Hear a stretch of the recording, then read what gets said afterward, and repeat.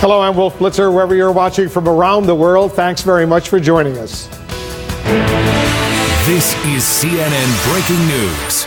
We begin with breaking news. A North Korean official tells CNN his country is not, repeat, not interested in diplomacy with the United States right now. The comments come on this the same day the U.S. and South Korea are scheduled to begin a 10-day naval drill in the region, and just 24 hours after Secretary of State Rex Tillerson says the U.S. will pursue diplomacy until, quote, the first bomb drops.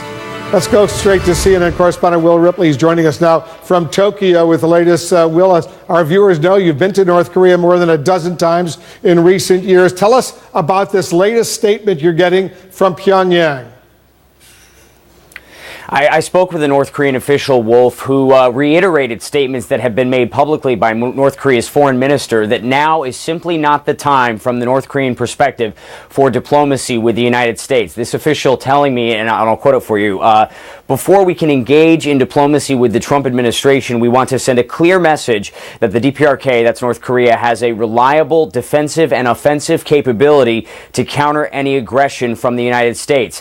So that he's talking about a nuclear deterrent, demonstrating that North Korea has an ICBM that could deliver a nuclear warhead to the mainland U.S. And this official says that two steps would be needed to demonstrate to the Trump administration that North Korea has this capability. One would be to launch a long-range ICBM over the Pacific, something that a Russian lawmaker just a couple of weeks ago said the North Korean officials in Pyongyang told him they were going to do, even showing him mathematic calculations. This official telling me that they're going to test a missile that could potentially hit the east coast of the United States. And the second step would be to detonate a nuclear device above ground over the Pacific, a threat that was first made at the United Nations by North Korea's foreign minister after President Trump made his speech threatening to totally destroy North Korea. So essentially, you have North Korea saying that before they could sit down with the United States, they want to show that they have an ICBM that could deliver a nuclear warhead to the mainland U.S., which would include the first above-ground nuclear test since China conducted an above-ground nuclear test back in 1980. Obviously, that would be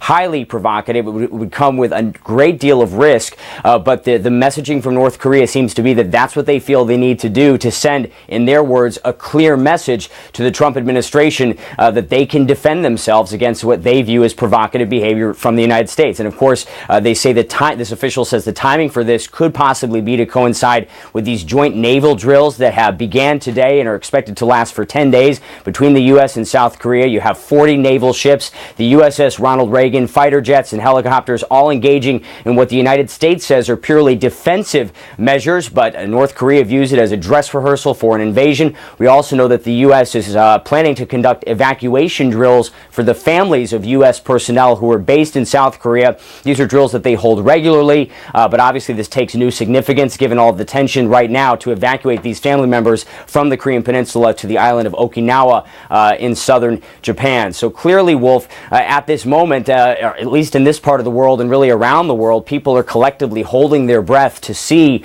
what North Korea is going to do next. The other possibility is that they attempt to do one of these two provocative acts to coincide with President Trump's visit to Asia, which is scheduled to happen early next month.